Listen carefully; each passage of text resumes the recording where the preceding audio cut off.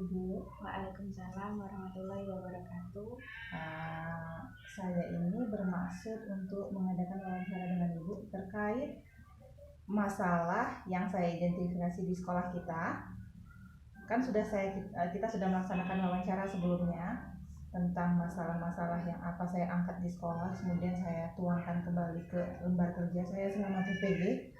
Nah, selanjutnya saya minta solusi dari apa masalah yang kita hadapi di sekolah.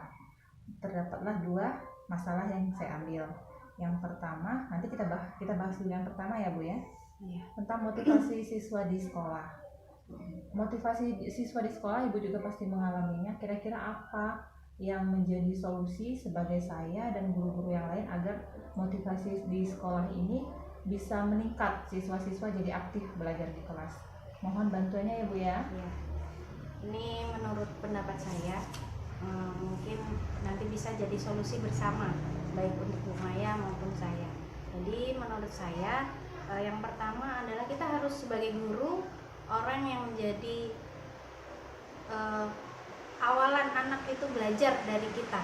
Jadi kita harus sebelum meningkatkan pembelajaran anak, maka kita dulu yang harus dikembangkan, ditingkatkan kualitas kita sebagai seorang guru dengan banyak mengikuti pelatihan seperti itu, sehingga kita tahu apa yang harus kita lakukan dengan berbagai masalah siswa.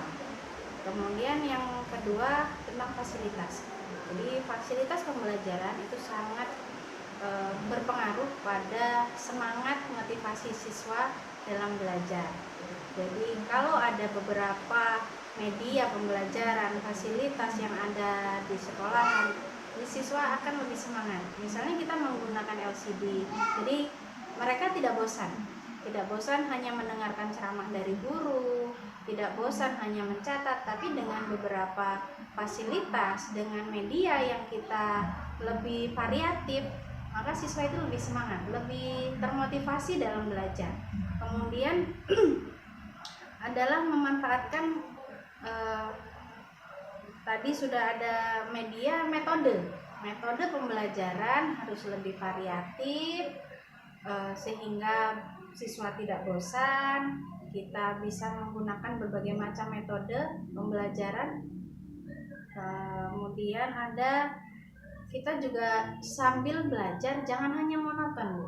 Jangan hanya menyampaikan materi, tapi kita juga selingi misalnya tentang akhlak, bisa kita ajari tentang berbagai macam cara belajar yang menarik. Kita kasih motivasi, apa sih yang kita munculkan motivasi baik dari luar maupun dari dalam diri mereka. Mungkin kita bisa cerita tentang orang tua mereka, kita bisa cerita tentang cita-cita mereka, sehingga mereka itu semangat.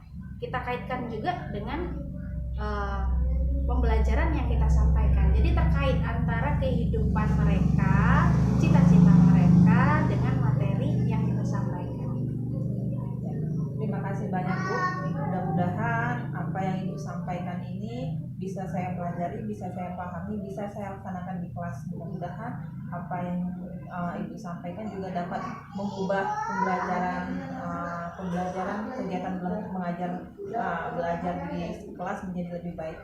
Untuk pertanyaan kedua, saya mendapat masalah lain juga, yaitu tentang siswa yang kadang gaduh di kelas.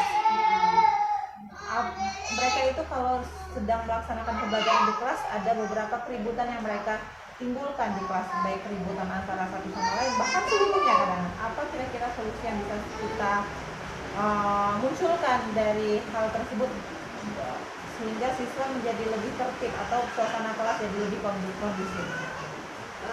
Untuk permasalahan kegaduhan siswa bisa gaduh itu sebenarnya karena kita metode pembelajaran yang membuat siswa itu bosan, sehingga dari kebosanan itu muncullah mereka itu supaya nggak bosan, mungkin mereka banyak bercerita, mereka ngobrol sendiri, itu karena tidak menyenangkan proses pembelajaran yang ada, tidak membuat mereka tertarik, tidak termotivasi.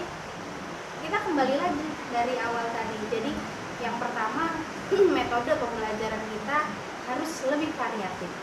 Itu satu. Kemudian jika sudah terjadi kegaduhan, keributan, maka ada beberapa hal yang harus kita lakukan. Yang pertama, hati-hati dalam mengatur emosi. Jangan sampai kita terbawa emosi sehingga kita marah. Sehingga akhirnya siswa juga bukannya memperbaiki diri kalau kita sudah marah, tapi mungkin malah ada yang ngambek, malah semakin gadung lagi berikutnya, tidak semangat dalam belajar. Jadi kita harus mengendalikan emosi kita, tegur dengan cara yang halus, atau kita alihkan dulu pembelajaran dengan kita ajak bercanda, kita kasih selingan bercanda, kemudian kita kasih pujian bagi anak-anak yang mengikuti pembelajaran dengan baik. Nah, itu kan lebih semangat lagi. Ketika kita memberikan pujian, pasti mereka semangat. Kemudian untuk yang gaduh, kita ajak bercanda dulu, kita selingin dulu pembelajaran biar mereka nggak bosen. Kita ajak bercanda, kita ajak cerita ke hal-hal yang lain dulu. Setelah mereka fokus, kita baru kembali ke materi pembelajaran. Mungkin itu yang bisa saya berikan untuk Maya.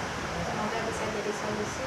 Ya, intinya saya bisa tangkap yaitu kalau anak keras, kalau anak ini kan kalau kita bilangin, kalau kita kasih peringatan, mereka cenderung lebih membangkang. Dan intinya kalau mereka otaknya sudah keras, jangan diberikan umpan balik yang keras juga, seperti itu ya, Bu, ya. Ya, terima kasih banyak Bu atas waktunya, sudah meluangkan waktu untuk saya wawancara. Terima kasih.